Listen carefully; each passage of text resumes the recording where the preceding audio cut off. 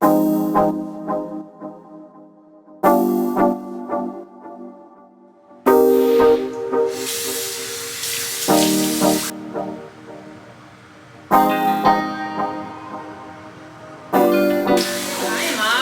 in with my Q10, I like to put on in the morning. You could also put it on at nighttime if you wanted to. It has matrixyl, which is 2 peptides that may or may not do anything. If anything, the peptides help improve the moisture content of the top layers of the skin. But matrixyl, the 2 peptides, one of them is thought to suppress IL-6, an inflammatory mediator. And the other one is a little collagen fragment, which allegedly would, kind of stimulate your body's collagen repair processes. But whether or not they actually do those things is like anybody's guess.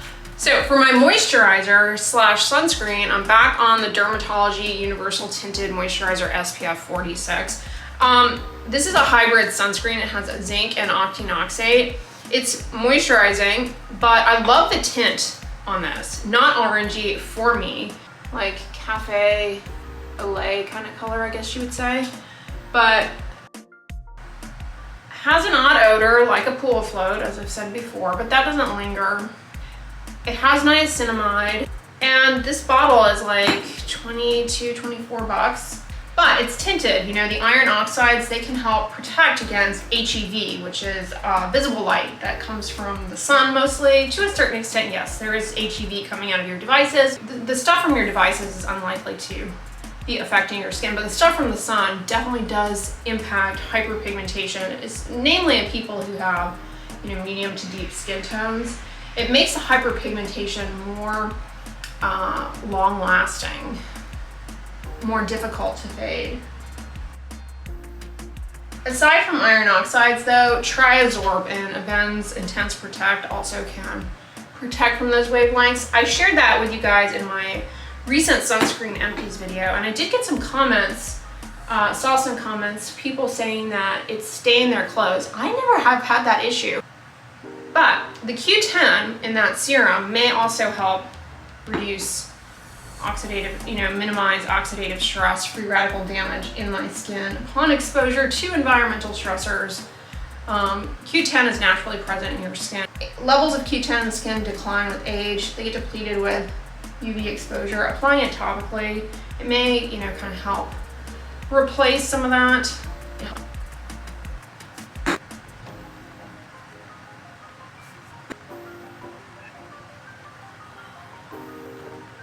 Coffee time. So recently I have taken to making tea in this kettle, and I love it because I put the water in like a full pot, and I do oolong and I do hold temp, and it'll beep once the water comes to temperature, and I just put the bags in here directly if I'm doing bag tea, which I normally hate doing because it's kind of a pain. Letting it steep for the 5 to 6 minutes, removing the bags, and then I keep it on the whole temperature, and I have like a whole pot of tea that stays warm. But I finally finished the Tazo apple tea, which was not good. I really wish Peak would come out with an apple tea. Speaking of Peak, I've been loving their passion fruit green tea. It is far better than the Starbucks passion fruit tea, and it's really convenient. If you're not familiar with Peak tea, they're tea crystals, so you don't have to, there's no bag or anything. It's like a little sachet. Here, I'll show you. Yeah, it's just a little sachet, and it's got these crystals inside. You just put it in the glass with the water, and it dissolves in a matter of seconds. So anyways, what I was saying is, this time of year, I'm really into teas, and I don't like messing with the bag and everything.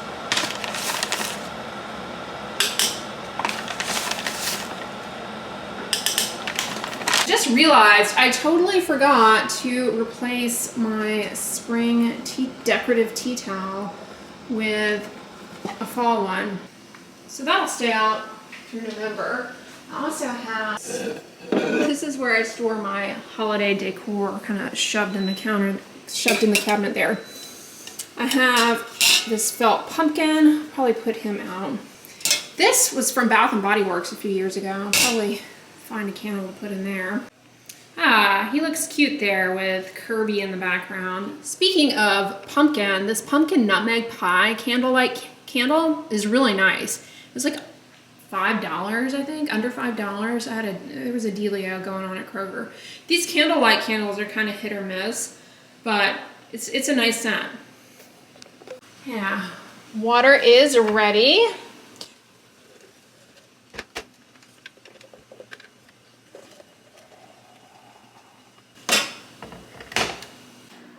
All right, I need to finish unloading the dishwasher. Speaking of tea, highly recommend these. I have rather a collection here. You can get them on Amazon. They're really nice and they keep the tea warm and the tea kind of looks pretty inside. But this is the mug of the morning. This coffee is making me awesome, which it does. I'm over here in Target, and it looks like they're already putting out their Christmas PJs. Seems way too early, but honestly, it never gets cool enough to wear these kind of PJs here. Maybe like a couple of nights. Oh, they do have shorts. Those are cute. These sweats look nice, soft and comfy, stars above.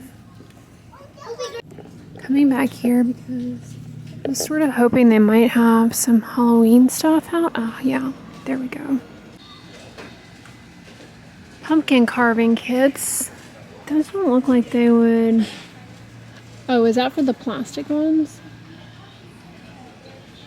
Well, why would you need... No? They don't look like they would be sturdy enough for an actual pumpkin. I like that. You just stick the pieces in. Oh, this one's cute. It makes it look like the carriage. Crayola's pumpkin painting kit. Decorate pumpkins with paint sticks. The little cat.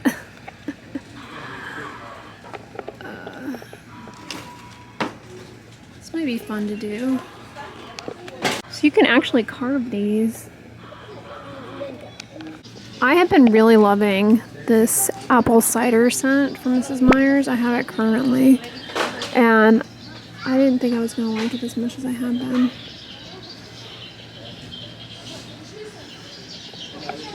Alright, here we are in the costumes. Looks like they're all kids' costumes. I don't see any adult ones. You guys dressing up for Halloween this year? Oh, here we go. Tomato, ketchup, mustard. Go as a taco. BOGO, 50% off on select ones. These wigs never end up looking as good as they do in the photo. Pillsbury has come out with these filled pastry bags for decorating. It looks low mess. Oh, I love the little treat bags. Aren't those cute? The little ghosts and pumpkins. Candy, candy, candy.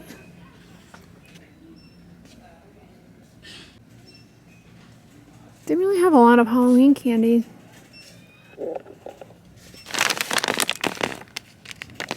Those are kind of cool too. Hard candy with soft center. Are they all lollipops? Yeah. Twizzlers pull and peel. Twizzlers makes mouth happy. Gummy hot dogs. Wow, here's a whole nother aisle.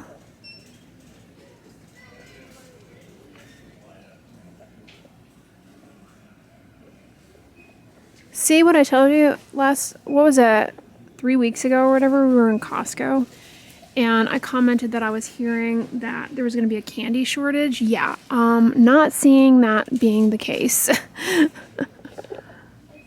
Peanut M&Ms in Halloween colors. Hide and eek. You have the gummy fangs, Gummy Brains. Reese's came out with ghosts. And then they also had their pumpkins. Ooh, these are cute. The little candy bones. Gummy eyeballs. That would be fun for a party. They're in an ice cube. Oh, they're in an ice cube tray, so you can make the ice cubes. And then they have the eyeball. That's clever.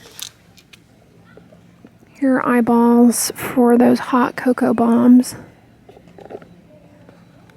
Cute too, and they're vegan. The veggie chips, bats and ghosts. How adorable. I also like the Halloween pretzels, the little individual size bags.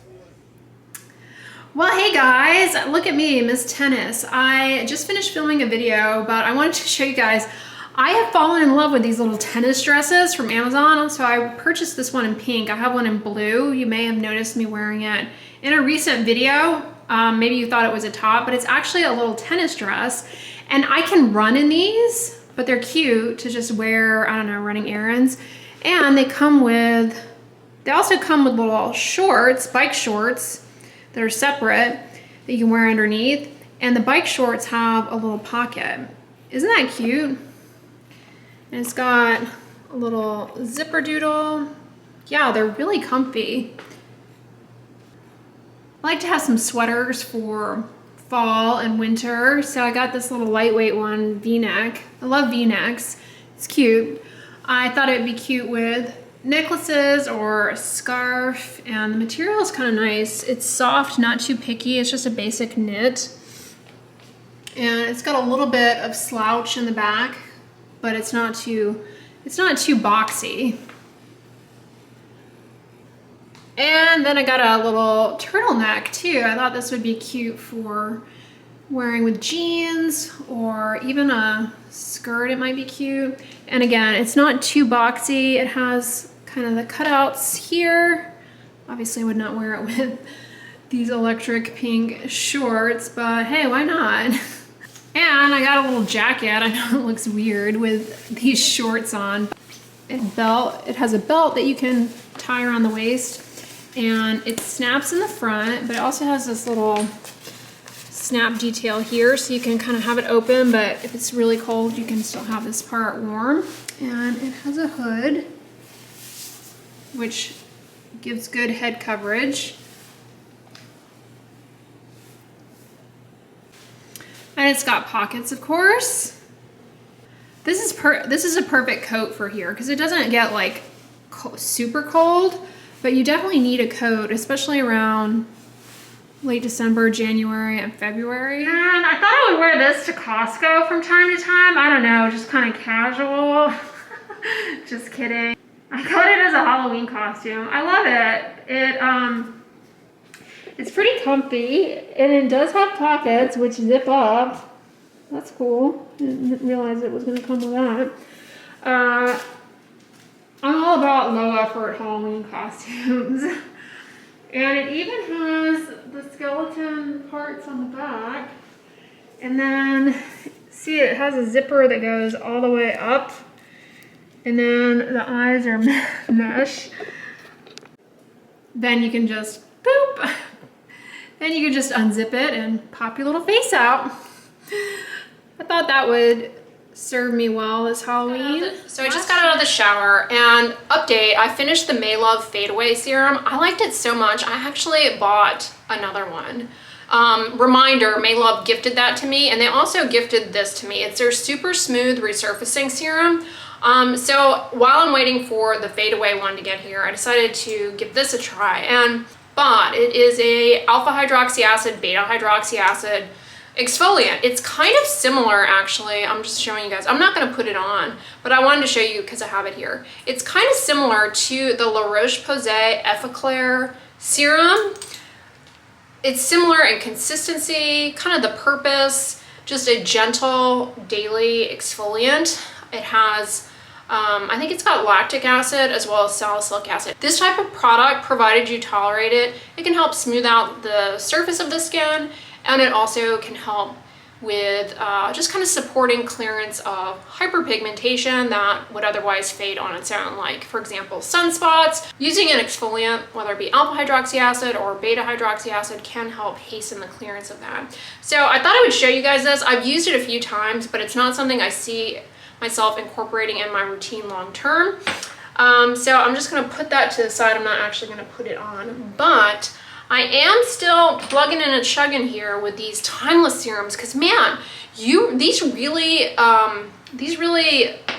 carry you a long way. I like this hyaluronic acid serum, is one of my favorites, just for a little bit of extra, I don't know, hydration. It does have the Matrixyl 3000, which may or may not be doing anything, but truthfully, you know, I've traveled quite a bit in the past couple of months. You know, I went to Dallas, I went to California. I did not take this with me, and maybe it's in my head, but I did feel a bit of a difference. Yeah, maybe it's all in my head, but I actually did notice a slight difference in my skin without using it. However, with traveling, the skin is more prone to dryness with the airplane and just the changes in water and weather. You know, leaving Houston, my skin is always gonna feel dry unless I'm going, I don't know, to somewhere equally humid, which is a hard destination to identify because this place is humid and I love it. I love it. It doesn't bother me. I love the weirdness of the feel of excess humidity.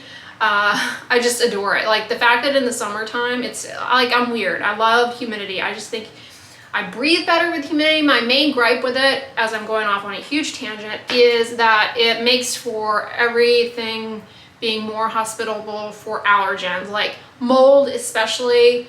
Plus it comes with a lot of pollen that's just, I don't know, more accessible to your nares as opposed to if it were dry. The trade-off is love the humidity. Still using the Aveeno Daily Moisturizing Face Cream, but I've also been trying out, per your request, their new Calm and Restore Redness Relief Moisturizing Cream.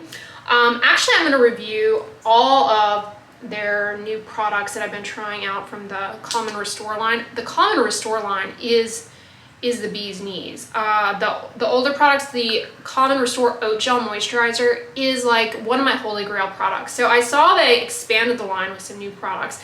This new moisturizer, in contrast to the Oat Gel Moisturizer, it's a really thick, rich cream. I took way too much, but yeah, it's a much thicker cream. It has oat flour in it. No fragrance. It is heavier. So if you do have rosacea prone skin and you don't tolerate heavy moisturizers, you know, some people with rosacea, the heavy moisturizers, they can make the skin feel a little bit overheated and precipitate a flare of redness. It's not the case for everybody, but if it's the case for you, I would suggest the Calm and Restore Oat Gel Moisturizer over this. It's a little bit, it's more lightweight in consistency. This does have the feverfew extract, which a lot of Aveeno products do. And if you are allergic to like chrysanthemum, you may have issues with this, although the allergenic component perphenolide in skincare products is, my understanding is it is removed, but just be aware of that. It has panthenol. It's just a very nice consistency. It has good spread on the skin. It doesn't go on streaky or anything. Anyways, I am going to moisturize my body next. As far as a body moisturizer, I'm still making my way through the Equate version of CeraVe and the Equate version of Cetaphil. I think I'm going to do the Cetaphil one. Let me know where you live. Have you cranked on the heater yet? The heaters, they really can do a number on your skin. So just put my tretinoin on. Anyways, let me know in the comments if it's getting cold where you are. I'm obviously dressed now. Because some people like to change up their skincare routine in the colder months. It's not necessary to change out your products. Like, don't succumb to that pressure of like, oh my God, I need to, you know, completely change my skincare routine. It's not necessary.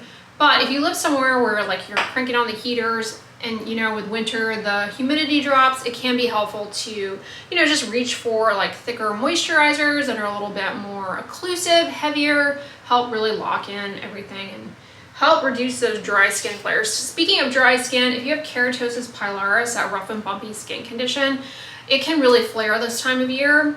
It's a dry skin condition, and the dry skin just builds up around the hair follicles, and around the follicle gets inflamed. That's why it can be red. It's called KP rubra. You can have red patches on the cheeks with little rough bumps, and you can have it, you know, on the arms. I mean, anywhere where you have hair, you can have keratosis pilaris, but it's most common in those areas, like, and also on the thighs. It can happen on the abdomen too.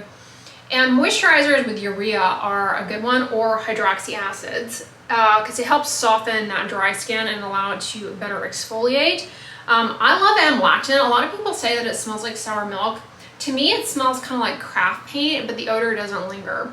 It's got 12% lactic acid. It'll help soften, exfoliate that dry, bumpy stuff. But it's also really good if you have dry elbows and knees that are dark and discolored. It helps really soften and hydrate that, just smooth out the appearance. Really can do a lot. Inexpensive. If you have a Costco membership, they sell it there. Highly recommend. Anyways, you guys, I'm gonna wrap this vlog up here. I hope you guys enjoyed it. Thank you so much for coming along with me. And if you enjoyed it, give it a thumbs up, share it with your friends, and as always, don't forget, sunscreen and subscribe. I'll talk to you guys tomorrow. Bye.